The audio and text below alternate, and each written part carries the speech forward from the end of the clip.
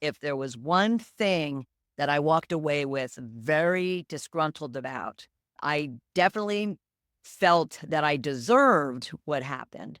At the same time, I wasn't given the direct, honest, brutal feedback that would allow me to take a hard look at myself and make the changes that were needed. So let's avoid that, shall we?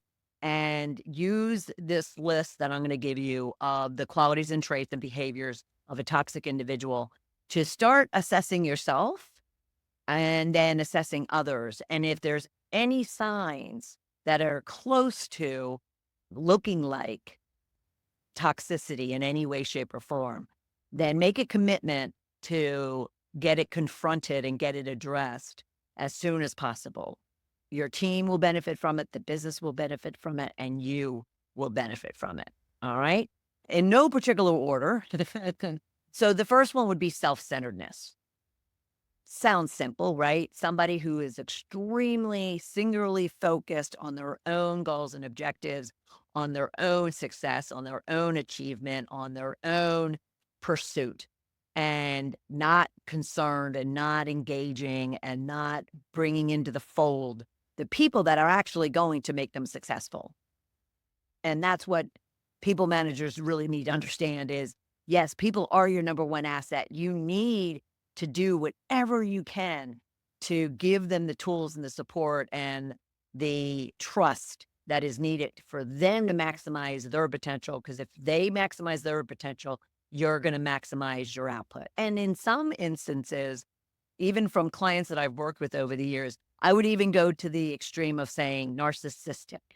So there could be a range, someone who's just simply self-centered, all the way to someone who is narcissistic. And again, you start looking at those behaviors, looking at those impacts that they're having, and you definitely want to put a stop to it and make the changes necessary in order to prevent any damage or destruction as a result of it.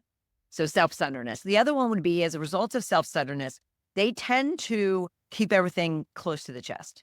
They don't share. They don't include. They don't trust, and we'll talk about that in a minute, to the point where they share the vision that they have, feeling as if they share it, someone else will take it and or someone will even use it against them. So they don't necessarily have a vision defined, let alone sharing that vision. The third one would be those individuals that have emotional outbursts, and they could be to where they're just angry or curt or defensive or demeaning or destructive in any way, or they could be to where they're, actually, lashing out like a little child and going on a rampage about something that they want, something they feel they deserve. I could share stories endlessly about my own behavior, and you can always reach out to me directly to hear those stories. But emotional outbursts are definitely something you want to be confronting immediately and getting them addressed. At the same time, I want to plug this in. At the same time, any of these traits and qualities have meaning behind them. There's a purpose for them. There's a reason that they are happening. That's what shedding the corporate bitch is all about. Bitches in our world are your fears, insecurities, doubts, and negativities that cause someone to lash out or to behave in a certain way that is often more destructive than it is positive. And finding those things so you can shed them and, kind of shift into more of a powerhouse rich mindset than a fearful mindset. So when it comes to the emotional outburst, also, as if you have to address them, try to kind of get under the covers and figure out where are they coming from? Why are they happening? And it's not because of someone else.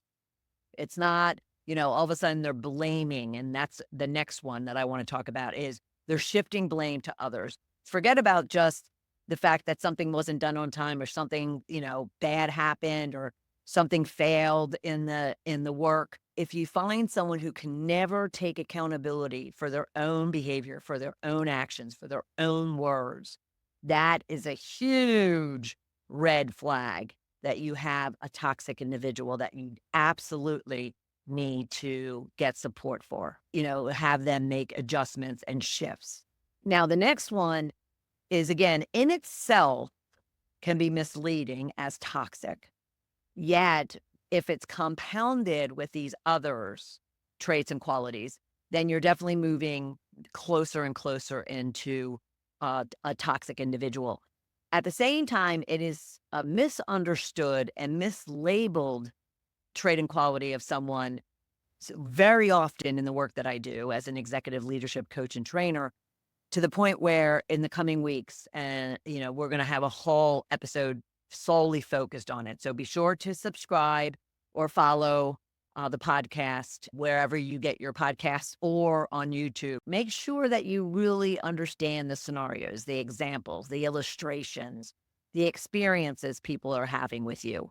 That'll hone in and make you much more aware of what exactly it is that they're trying to convey to you than just taking statements from someone about behavior that's not acceptable.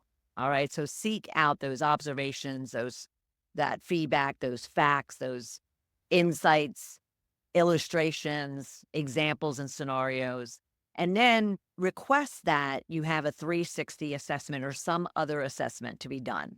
A 360 assessment would allow your employees, peers, and managers and other, third party individuals that have great influence on, the work that you do and vice versa, and seek their feedback and their observations and their examples of your leadership and your performance and your behavior and your actions and your words. Don't be afraid of feedback.